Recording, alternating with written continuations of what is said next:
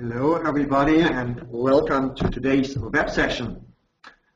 My name is Martin Lert and together with Anne Knipp, I will guide you through the world of open innovation today.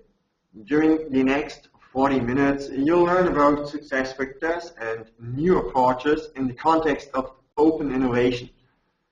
The chat window allows for asking questions which we will answer later at the end of the session or in the follow-up. So before we start, let's very quickly introduce ourselves. My name, as I already stated, is Martin Lert, and I'm working as a consultant in the context of innovation and transformation since more than 8 years now. Here at Scheer, I'm a future panel manager. As a future panel manager, I'm responsible for our internal innovation process, where we are dealing with topics like Industry 4.0 or digital transformation. Furthermore, I'm responsible for the innovation management delivery, and in my spare time, I'm a lecturer for innovation at Munich Business School or University of Kassel, for example. And Anne Knipp, my colleague from HYPE, will introduce herself. Yes, thank you for the introduction. I'm Anne Knipp. I'm a partner manager at HYPE Innovation. I work with HYPE now more than 9 years in different positions. My background is in media studies, and now I'm supporting partners all over the world. Today I will talk a little bit about how software can support you or can be beneficial within an open innovation initiative. But first I would like to hand over to Martin again. Thank you. Thanks. So why have you dialed in today? Why is it necessary to deal with innovation? Why is it necessary to deal with open innovation? Stronger than ever before, the transformational challenges are driving and are influencing your business and are influencing your future markets. Companies neither realizing nor using the transformational opportunities are likely to suffer from the consequences. And some famous examples like Microsoft or Western Union you already know in the context of iPhone or earlier the telephone are stated on this slide. And talking about the consequences, not reacting to the transformational challenges in a proper way, we can observe that only 89% of the Fortune 500 companies from 1955 are not in the list of 2014. The average half-life of a business competency has dropped from 30 years in 84 to 5 years in 2014, and the average lifespan of a Standard & Poor's 500 company has decreased from 67 years down to 15 years.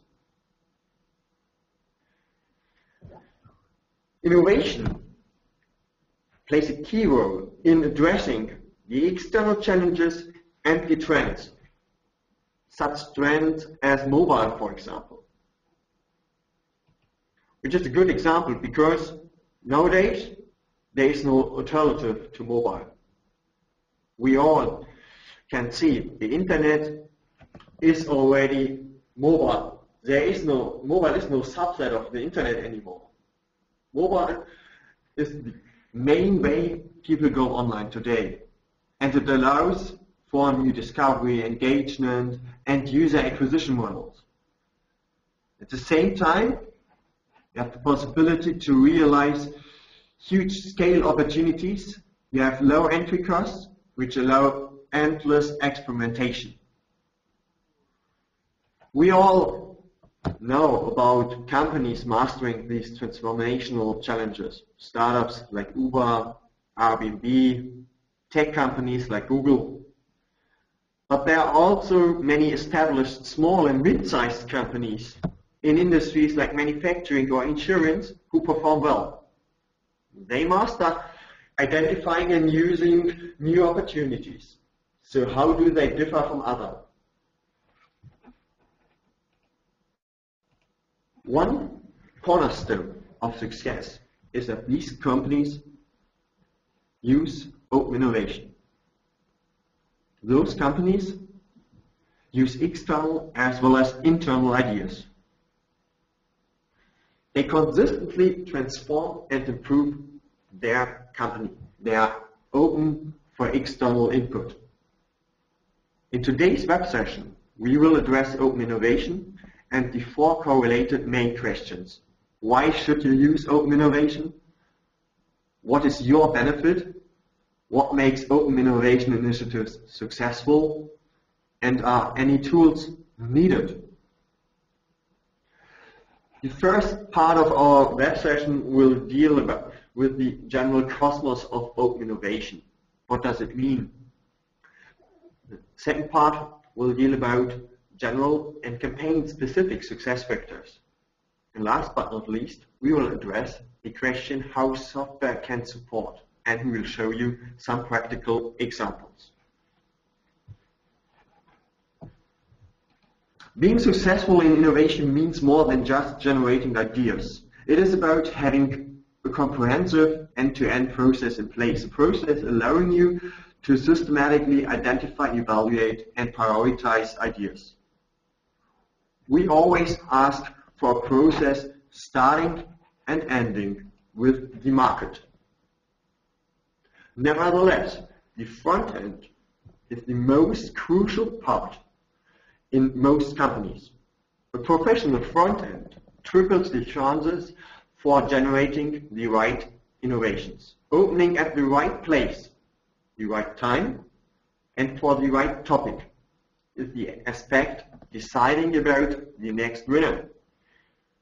Our latest Scheer report, for example, on innovation shows that more than 50% of the companies actually use the wrong idea sources and neglect the really important ones.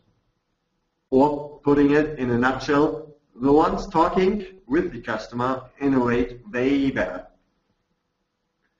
So what, in this context, does open innovation mean, and how does it or can it help? Open innovation basically is a method to integrate new impulses from your community. Your community can be customers, suppliers, and so on. I will address this later on. Open innovation allows you to access a whole new world of new inspirations. What does it mean? Well, open innovation builds upon the idea that firms should use external insights and inspirations as well as internal ideas. It means integrating external perspectives into your innovation process.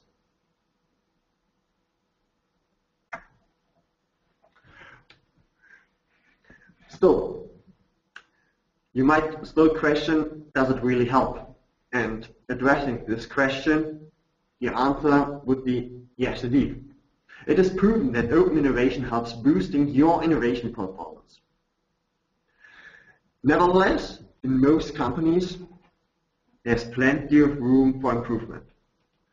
Fraunhofer study, for example, shows that about 60% of the companies use internal as well as external impulses.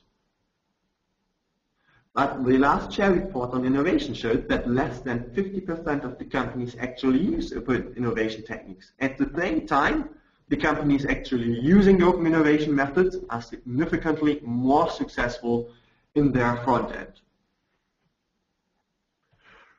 Open innovation can happen within a company involving various departments, or including external experts, the community, or a broader crowd.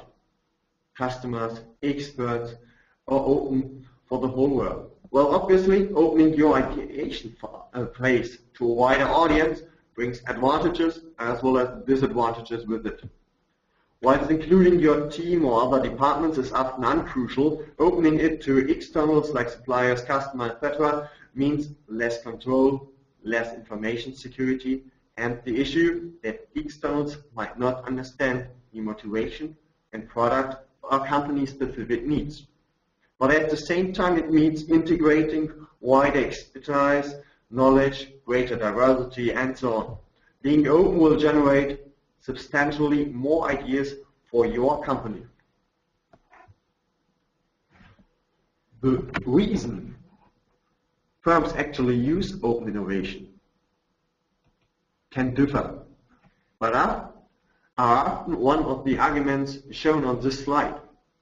For example, they say, well, not all the smart people are working for us, of course. Internal innovation is not offering anything transformational or disruptive. We want a different perspective. Or, for example, hey, why not profiting from others' ideas, from external ideas? So where can those external ideas come from? As stated 2 slides ago, they can basically come from everywhere. But in an ideal open world, they come from a predefined and carefully selected community like politicians, partners, society, customer, academia, other experts, etc. When starting on open innovation initiatives, a couple of questions will automatically come up and probably are already in your mind. Questions like, whom will we target? What is our actual goal? What's the driver behind the initiative? How does the perfect outcome look like for us? How should we engage the audience? How do we motivate the audience? Why should people participate? What legal protections do we or third parties need?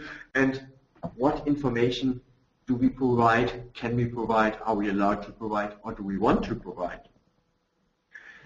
These questions are basically always the same for every company. So when preparing and running open innovation initiatives, there are 7 steps you always have to take. Each step represents a bundle of key questions you will have to answer. The first one is, for example, the goal definition phase. So why do you apply open innovation? The next one, the challenge definition. What is the initial problem? What is the trend, etc. The third step is about the ideation scenario. It is about the question, what way is the right way of starting open innovation? Which is the right innovation technique? Is it a workshop series? Is it an online-based campaign, for example? Is it an idea platform? Then, obviously, the next step is always the campaign definition phase. How do you set up your open innovation campaign? Software, for example. And then it comes to the question, who is your community? The idea sourcing phase. Whom do you want to ask? How do you motivate the people? Then, how do you communicate with your open innovation community? And how do you deal with the ideas coming up throughout the campaign? So now knowing what the 7 steps are, what makes open innovation successful? When talking about success factors of open innovation, you will have to differentiate between general factors framing your innovation initiatives and specific factors relevant on the campaign level. Let's start with the general factors. The magic 4. The 4 general success factors in this context are the starting point, the process, the structure, and the company culture.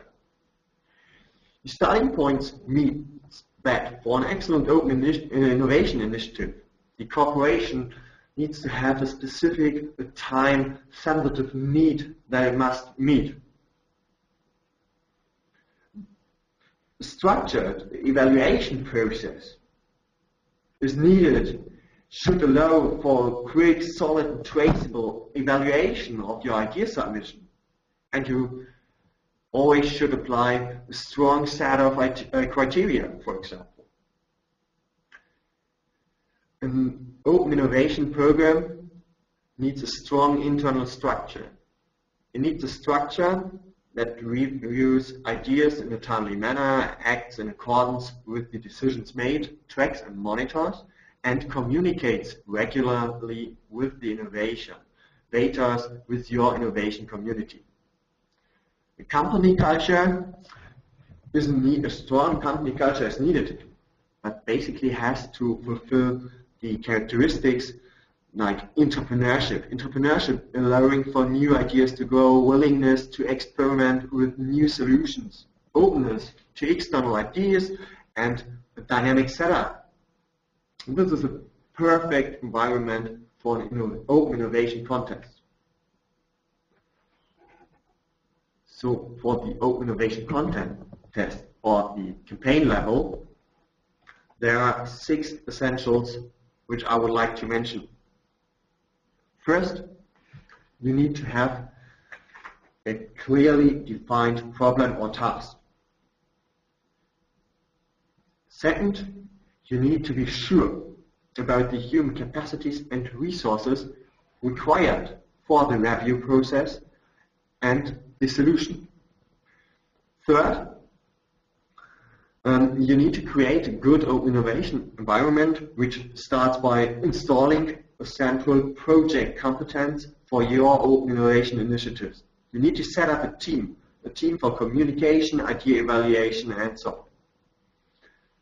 Then you need to motivate. You need to motivate the people sharing their thoughts and their knowledge with your company and answer the question, how do the participants benefit from your challenge? Then you need to communicate, of course. You need to communicate for acquiring participants, and you need to motivate the ideation phase, and at the end you need to communicate the results and the winners probably. Last but not least, you need to allocate your resources to the best fitting ideas in a transparent, replicable and traceable way.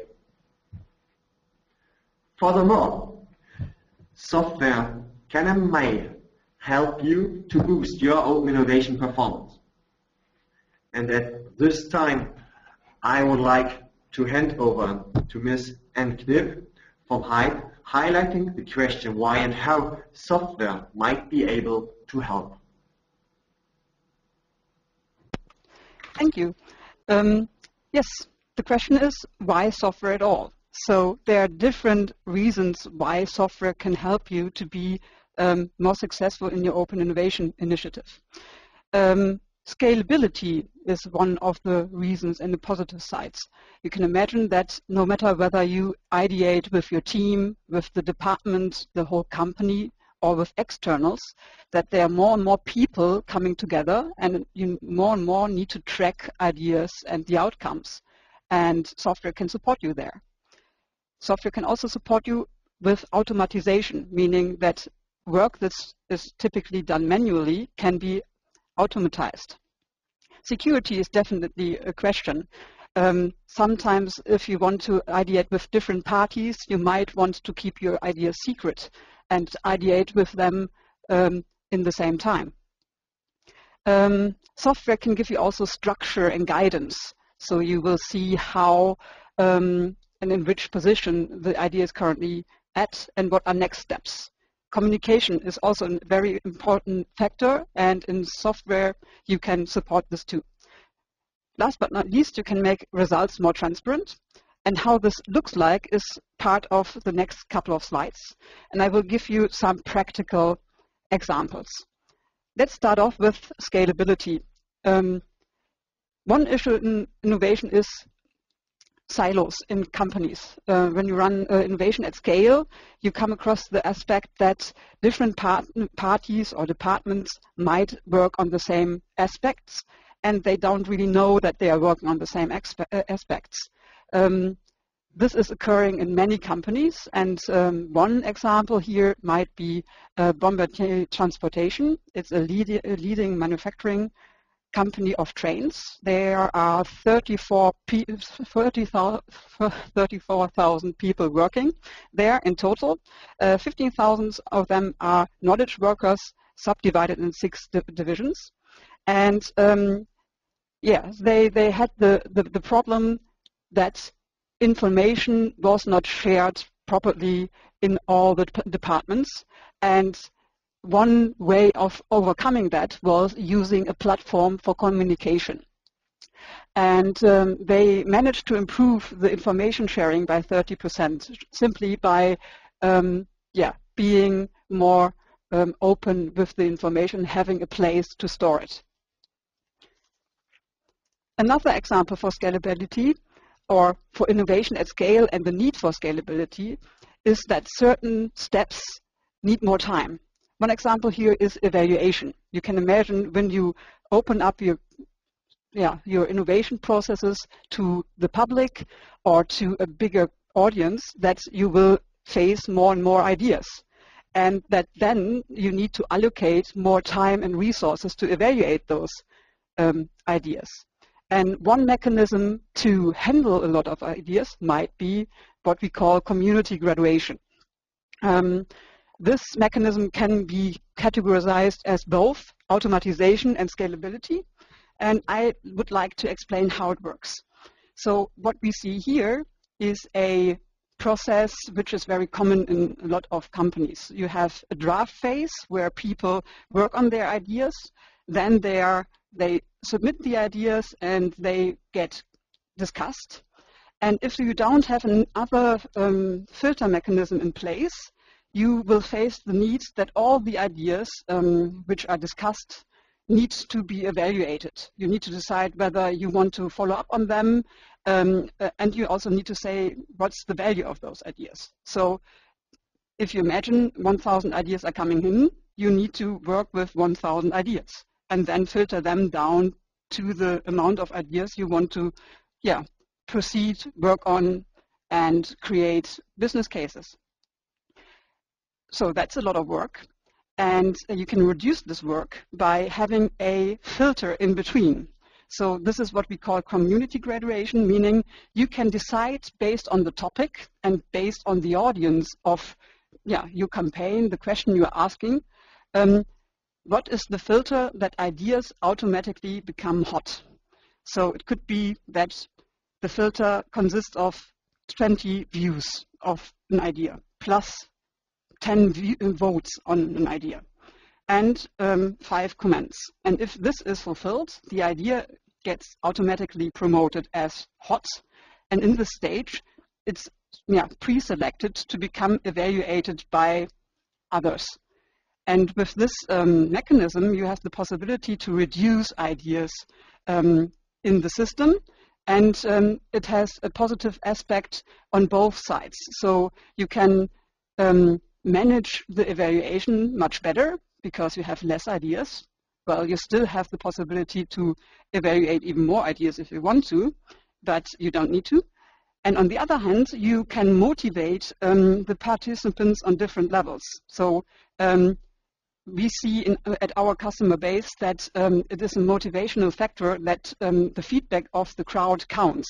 So, and people really see in the system what activity is needed till the idea becomes hot. And so your comment or your vote can make the difference to promote an idea.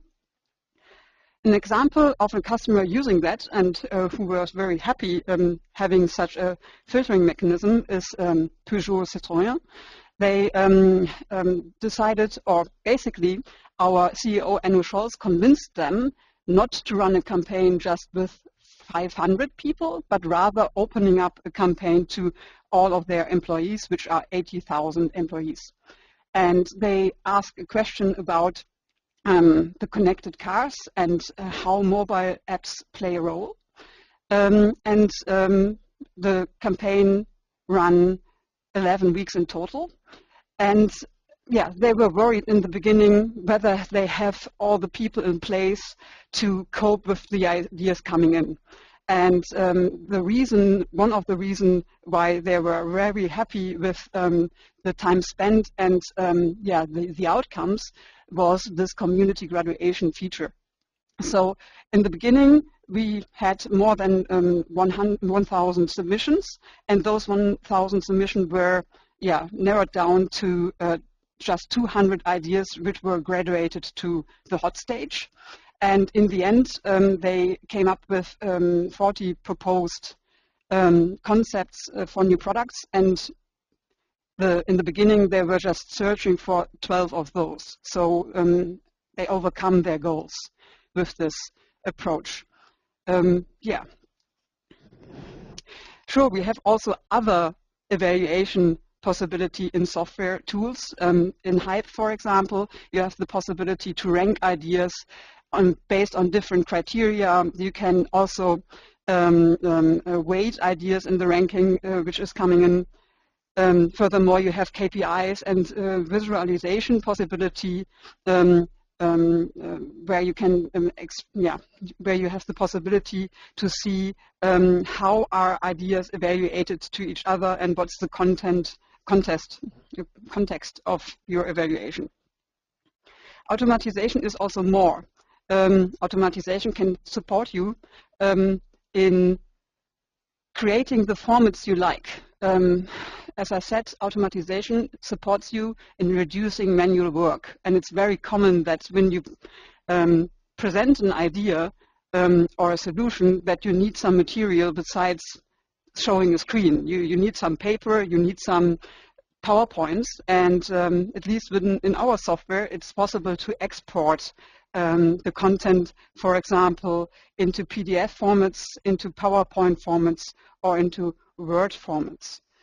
Automatization can also be that automated notifications are sent to specific groups of people, showing them, well, something happened with their idea, or letting them know that there is a task to do.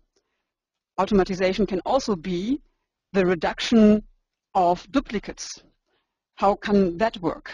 Basically, the Hype system compares the content coming in with the content which is in the system, and then shows whether there are already ideas that are similar, indicating that people might want to work on those ideas, discuss those ideas, enhance those ideas which are already there, or make sure that in the new idea that they describe what's exactly the difference to the content which is already existing.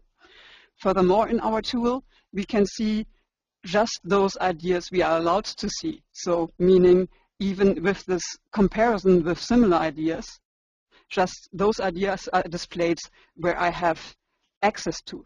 And this leads me to the next point, security. Security basically means that people just see and work on ideas that they are allowed to see and work on.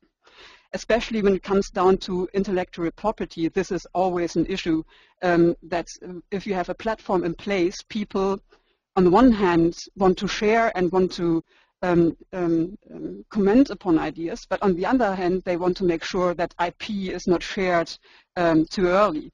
So in our solution you have the possibility as a contributor to say, well, my idea is confidential, and then the idea will be marked as confidential, and admins will be notified so that ideas are handled in a specific way.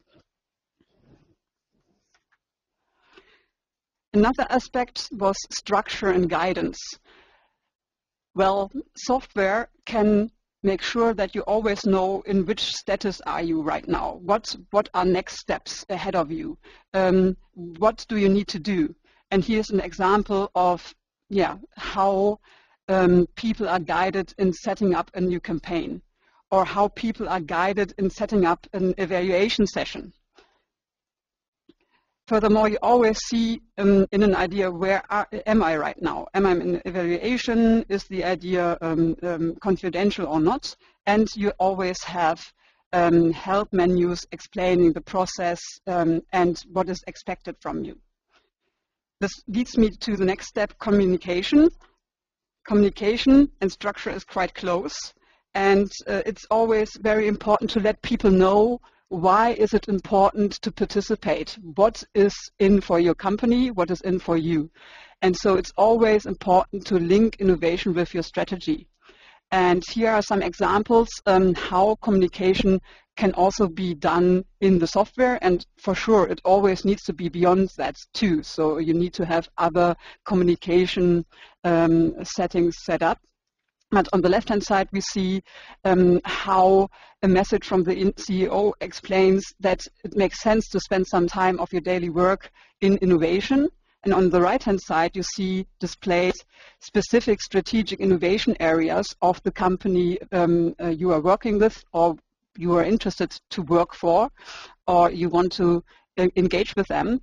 And it's basically showing you the goal of the company, in which direction does the company want to go, and you as somebody working there or a partner of this company can then contribute to that.